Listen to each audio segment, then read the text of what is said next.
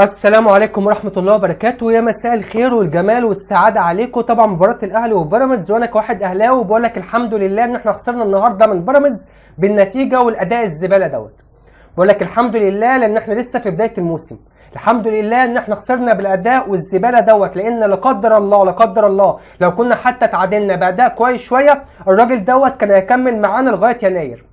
لكن الحمد لله ان انت خسرت بالاداء دوت بالنتيجه دي النهارده قدام بيراميدز عشان الراجل دوت يمشي دلوقتي حالا.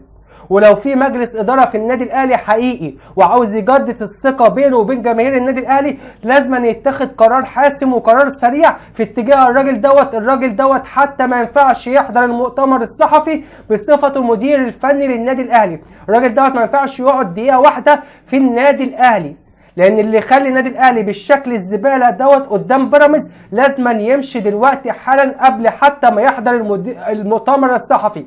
وانا مش عارف باي عين هيحضر المؤتمر الصحفي وهيرد ازاي على اسئله الصحفيين. تاني حاجه، اللعيبه اللي كانت بتلعب النهارده دي كل لعيب حتى لو شارك دقيقه لازما يتعامل عليه غرامه تقطم وسطه. ان شاء الله ان انت تخصم نص العقد بتاعه، لان انت ما ينفعش تظهر بالاداء دوت قدام فرقه زي بيراميدز. ما ينفعش تبقى انت فرقه بحجم النادي الاهلي وتظهر بالاداء العشوائي والاداء الزباله دوت قدام بيراميدز، حتى لو معكش مدير فني، حتى لو عم حارس هو اللي ماسك الفرقه، حتى لو بتلعب بالناشئين ما ينفعش تظهر بالاداء العشوائي والاداء السيء وعدم الشخصيه قدام بيراميدز بالشكل اللي احنا شفناه دوت. تالت حاجه، لجنه التخطيط. هل فعلا بقى في لجنه تخطيط في النادي الاهلي؟ ولو في لجنه تخطيط في النادي الاهلي هي بتقيم اللعيبه وتقيم المدربين على اساس ايه؟ يعني في لعيبه في النادي الاهلي وصلنا لدرجه ان هم ما بيعرفوش يلعبوا كوره. فرقه بحجم النادي الاهلي فيها لعيبه ما بتعرفش تلعب كوره، بتمشي لعيبه من احسن اللعيبه في افريقيا وبتجيب لعيبه ما بتعرفش تلعب كوره، وبتعتمد على لعيبه ما بتعرفش تلعب كوره. بتمشي له واحد زي علي معلول افضل باك شمال جه في تاريخ النادي الاهلي وافضل باك شمال موجود في افريقيا حتى لو برجل واحده، وتمشيه وتعتمد لي على كريم فؤاد النهارده او كوكا، او تجيب له واحد زي محمد شكري مش مستوى النادي الاهلي حتى لو ما لعبش، باين جدا ان هو لا شخصيه ولا مستوى النادي الاهلي. بتمشي واحد زي علي معلول وتعتمد لي على اللعيبه دي ناحيه الشمال باماره ايه؟ تقييمك ايه للعيبه دي؟ تقييمك ايه لعلي معلول حتى في الفتره دي حتى لو بيلعب برجل واحده؟ هل مش هو احسن من اي حد موجود في النادي الاهلي بيلعب مكانه؟ في لعيبه في النادي الاهلي وصلنا ان هي ما بتعرفش تلعب كوره وبتلعب في النادي الاهلي وبتلعب اساسي زي كريم فؤاد وزي بيكم. كريم فؤاد ده ما بيعرفش يلعب كوره، لعيب عشوائي لدرجه غريبه. وصلنا للدرجه دي ان في لعيب في النادي الاهلي ما بيعرفش يلعب كوره، بياخد الكوره ويجري في المساحات، كوره ما فيش دماغ، ما فيش، ما بيعرفش يتصرف، ما بيعرفش ياخد قرار، حتى لو بياخد قرار ما بيعرفش ينفذه لانه هنا ابيض ما فيش حاجه. النهارده ثغره في الحته الشمال والراجل بتاع بيراميدز بيلعب عليه طول المباراه. انت بقى بترجع لي واحد زي بيكم ده ليه؟ على اساس ايه بترجع لي واحد زي بيكم؟ هل هو مدافع جامد؟ هي الفكره دي مش هتموت في النادي الاهلي؟ فكره اللعيبه اللي بتخلد في النادي الاهلي وفكره اللعيب اللي تجيبه تقعده سنتين ما يلمزهاش يطلع بره يكسر الدنيا تفكر ترجعه تاني زي صلاح محسن وزي كريم نيدفيد بتكررها تاني مع بيكم. الفكره اللي ما بتموتش دي. في لعيبه مش شخصيه النادي الاهلي، في لعيبه ما ينفعش تشيل فانلة الاهلي وتلعب باسم النادي الاهلي. تالت واحد محمد هاني بقاله 300 مباراه بيلعب، بتقيمه على اساس ايه؟ بقاله 5-6 سنين بيلعب اساسي. انت في النادي الاهلي بتقيمه ازاي بقى؟ شايفه ازاي؟ هل هو لسه يستحق التواجد في النادي الاهلي ويلعب اساسي في النادي الاهلي؟ طب انت من 5-6 سنين ما فكرتش حتى تجيب له لاعب يلعب مكانه. طب انت بتقيمه ازاي بقى؟ هل انت بتقيمه ان هو لعيب كويس في المكان دوت يشيل النادي الاهلي وهو اللاعب الاساسي في النادي الاهلي في ال5-6 سنين؟ هل هو يستحق ان هو يبقى اساسي في النادي الاهلي من 5-6 سنين حتى انت ما تفكرش تجيب له لعيب جامد في المكان دوت ينحرره شويه، يخليه ينزل ياكل النجيله، يخليه يخاف على مكانه، يلعب احسن من كده شويه؟ بيلعب بقاله 300 400 مباراه، عمل ايه؟ قدم ايه مع النادي الاهلي خلال الفتره دي؟ ولسه بيلعب اساسي في النادي الاهلي. فانت بقى لجنه التخطيط بتقيم اللعيبه دي على اساس ايه؟ بتمشي لعيبه وتجيب لعيبه على اساس ايه؟ بأني مستوى، بأني اداء، بأني فكر. حتى الملف بتاعه وسام ابو علي انت اتصرفت فيه بشكل غلط. تقول لي بقى اصل ضغط عليا، اصل مش ممتنع عن التدريبات، اصله عاوز يمشي. تصرفك في الملف دوت كان غلط. لازم انت كنت تضغط عليه، لازم انت كنت تجمده. ما ينفعش تتفرج بواحد زي وسام ابو علي مهما عمل ومهما اتصرف. جمده. مش عاوز يتدرب جمده، عاوز يمشي جمده. وانت الحق معاك، مش هيقدر يمشي. لكن انت عشان نادي استثماري في الفتره الاخيره وبتتحولت لنادي استثماري عاوز فلوس وبس، لا ده ضغط عليا شويه حبتين وعاوز يمشي، فبيعه. قرار غلط وقرار عشوائي من مجلس اداره النادي الاهلي. لعيب زي وسام ابو علي دوت، انت بقالك سنين بتدور على مهاجم زيه ومش عارف تجيب مهاجم زيه، ولما يجي لك مهاجم زيه تفرط فيه بالسهوله دي. كنت لازم تجمده، كنت لازم تضغط عليه، وفي الاخر هو كان هيرضخ ليك. هو كان هيرجع عن قراره. ليه؟ لما يقعد له 6 شهور ولا سنه ما بيلعبش، مفيش فرقه ترضى تاخده. مش هيجيله عروض، غصب عنه هيكمل معاك.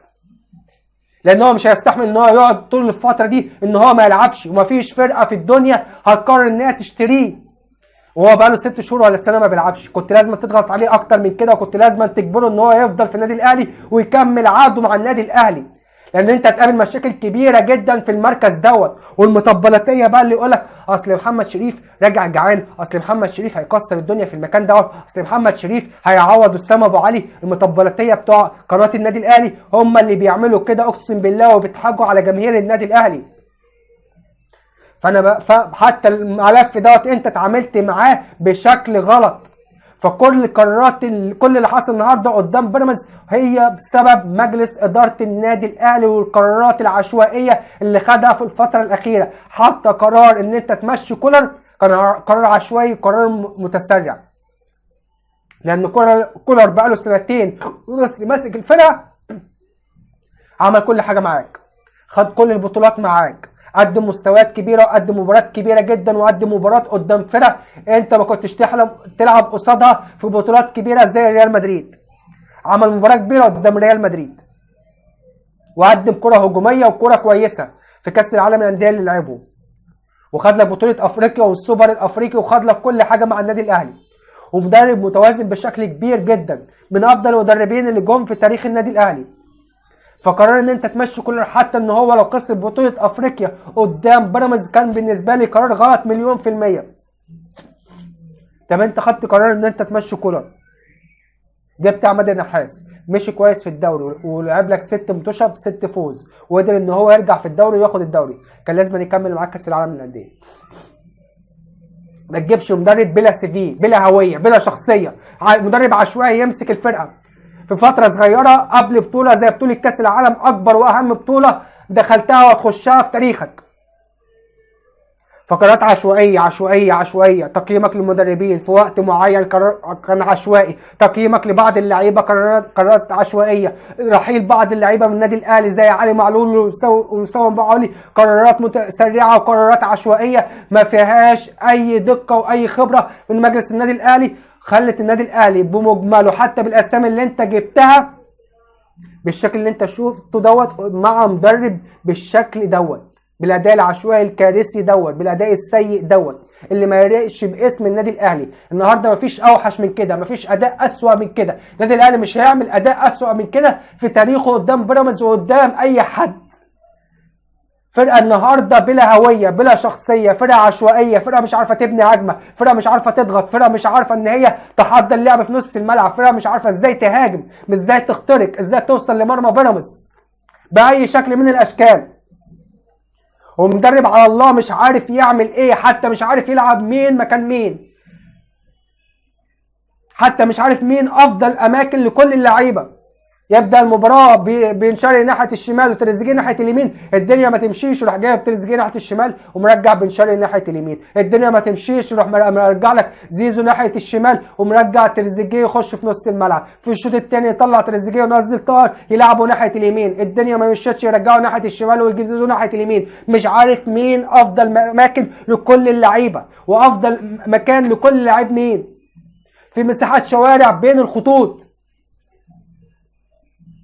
ادى ده كله النهارده بالشكل العشوائي، بالشكل السيء، الزباله النهارده قدام بيراميدز. فمين يتحمل كل دوت؟ يتحمل جزء كبير جدا مجلس اداره النادي الاهلي اللي بيدير الفرقه بعشوائيه كبيره جدا من شهور طويله. واول قرار عشوائي خده مجلس اداره النادي الاهلي، ومن اسوأ القرارات اللي خدها النادي الاهلي في تاريخه، هو قرار الانسحاب قدام نادي الزمالك. ده من اسوأ القرارات اللي شفتها خدها مجلس اداره النادي الاهلي من ساعه ما وعيد على الدنيا، ومن ساعه ما اتفرجت على كوره، ومن ساعه ما شجعت النادي الاهلي. النادي الاهلي ما ينسحبش قدام اي فرقه مهما كانت الظروف. دخلتنا في مشاكل وحوارات وثلاث نقط يتخصموا لك قبل في نهايه الدوري ولا لا، ومشاكل كبيره جدا كنت انت بغنى عنها.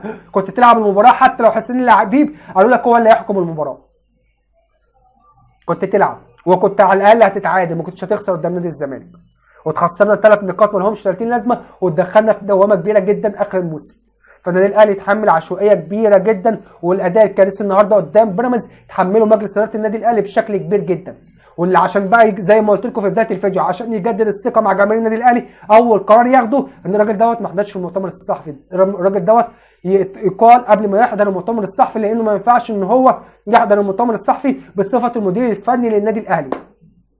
تاني حاجه، على الاقل نص او ربع، عشان ما ابقاش قاسي على اللعيبه، ربع اللعيبه دي، كل اللعيبه دي ربع العقد بتاعها يتخصم منه، عشان تبقى رساله قويه كده من بدايه الموسم.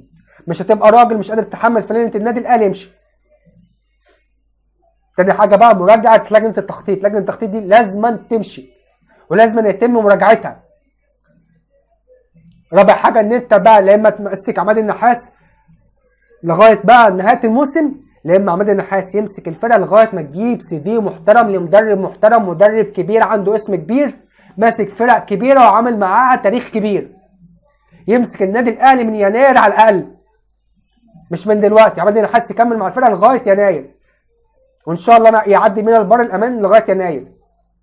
لكن من يناير تجيب اسم كبير بسي في كبير، مدرب كبير، ماسك فرقه كبيره، يمسك النادي الاهلي ويكمل معاه نهايه الموسم. دي القرارات اللي لازم ياخدها مجلس اداره النادي الاهلي في التوقيت الحالي، عشان يرجع الثقه تاني بينه وبين جماهير النادي الاهلي. لان جماهير النادي الاهلي فقدت الثقه مش بس في المدير الفني واللعيبه، ده كمان في مجلس الاداره.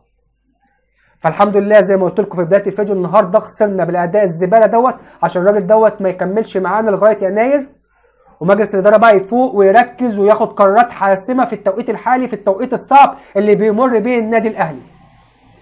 مش جايب كل الاسامي دي ودفع فيها ملايين وبتديها ملايين كل سنه، وتجيب مدرب على الله، تجيب مدرب اساسا مش عارف الفرقه امكانياتها عامله ايه، ولا عارف ان هو ماسك فرقه بحجم النادي الاهلي، ولا يستاهل ان هو يمسك فرقه بحجم النادي الاهلي.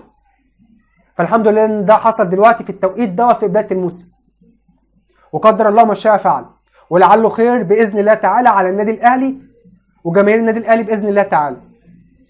بس مجلس الاداره لازم ياخد موقف حاسم دلوقتي وقرارات حاسمه دلوقتي مع ريبيرو باقالته ومع اللعيبه دي، وان شاء الله خير واللي جاي افضل للنادي الاهلي باذن الله تعالى. اتمنى يا رب يكون كلام في الكوره عجبكم، اتمنى يا رب ما تنسوش تعملوا لايك والاشتراك في القناه، والسلام عليكم ورحمه الله وبركاته.